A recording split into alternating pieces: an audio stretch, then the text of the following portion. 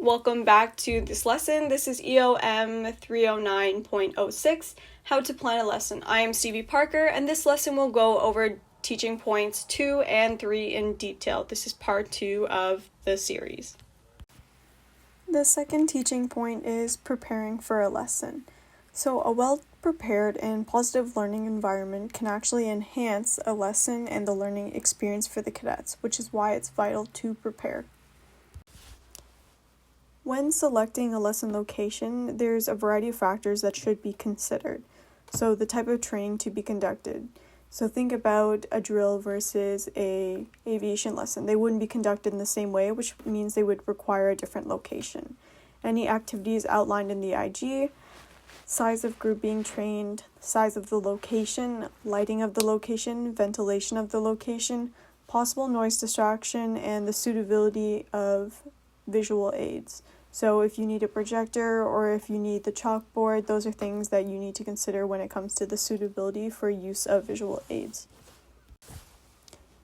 The next key concept is cleanliness. So a clean training area will prevent any sort of distractions for the cadets, and it will also positively influence their motivation. So the room must be clean and very well organized, with the boards wiped clean, any debris or garbage picked up, garbage cans empty, anything like that. 2 pictures are used on the slide here to depict a very clean classroom versus a messy classroom. As you can see, it is more ideal to train in the clean location because there's less distractions and items for the cadets to be distracted by. Seating arrangements must also be considered. So cadets must be able to see the instructor, any visual aids, and each other to achieve maximum participation. So there are some possible seating arrangements recommended in the instructional guide, which are U-shaped, chevron, horseshoe, semicircle, and standard in line. The picture here on the right-hand corner shows an adapted form of standard in line during an FTX. The first type of seating arrangement is U-shaped seating. So this allows the instructor to see all the cadets easily, and it also allows the cadets to move around and see each other. The second seating arrangement is chevron. It is found in mostly auditorium-style rooms, and it can accommodate very large groups. The third seating arrangement is horseshoe. So the horseshoe can be employed for 2 groups. This setup works well during any sort of debates and in-class activities.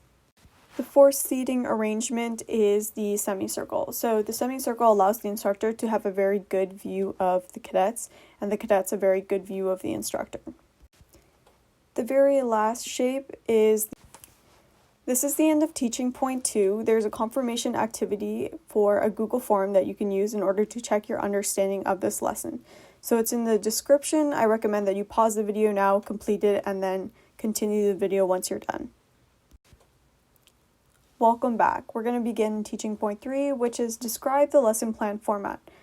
So the format is the way that the instructor organizes lesson content and summarize information that's included in the lesson specification from the QSP, the IG, and their personal ideas regarding this lesson.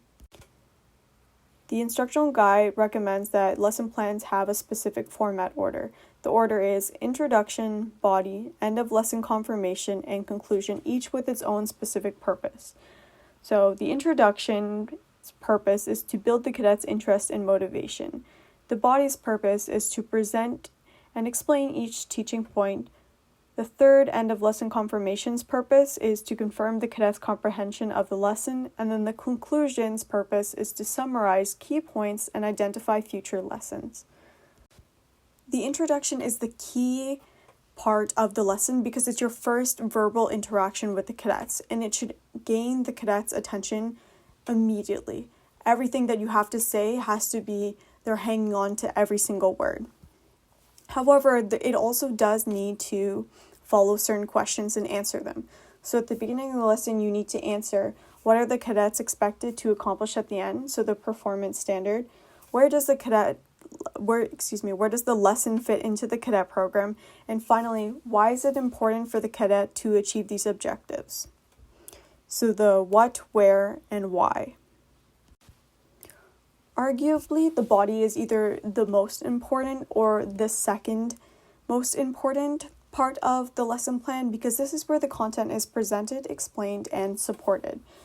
Each teaching point alone needs to have an introduction, a teaching method, lesson content, and teaching point confirmation to ensure that the cadets' understanding is enhanced and they're able to successfully develop the skills and knowledge that is required for the performance standard.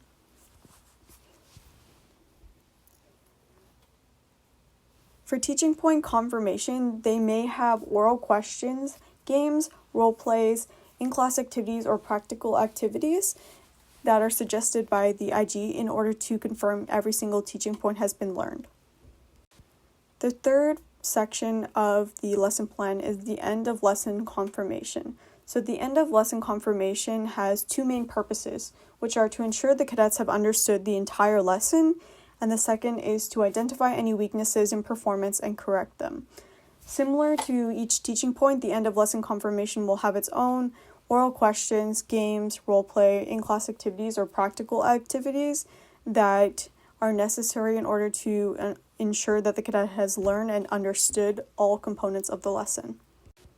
The final part is the conclusion. The conclusion is actually divided into its own three main sections, which are the summary of important points and weak areas, the remotivation statement, and finally the instructor's remarks. So in the summary of important points and weak areas, this is where the instructor will review the main teaching points. The depth and the time length of this summary will be determined based on the lesson objectives and the results of the cadets' performance in the lesson. The second part of the conclusion is the remotivation statement. So this is where the instructor will restate the importance of the lesson, so the why factor, and then they will also remotivate the cadets and explain the standard of achievement by the general group and feedback for the cadets to improve in the future. So the final part of the conclusion is the instructor's remarks. So this is where the instructor will address any precautions the cadets should be aware of when applying this knowledge in a practical setting, and then this will also be where they give an overview of where the next lesson is located or what exactly the next lesson would be. So this is typically where they'll readdress themselves.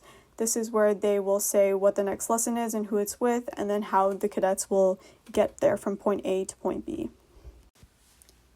In order to confirm your understanding of this teaching point and overall this lesson, you'll be using the QSP and IG that was previously mentioned in the last video, in addition to all the content from this lesson to create your own lesson plan.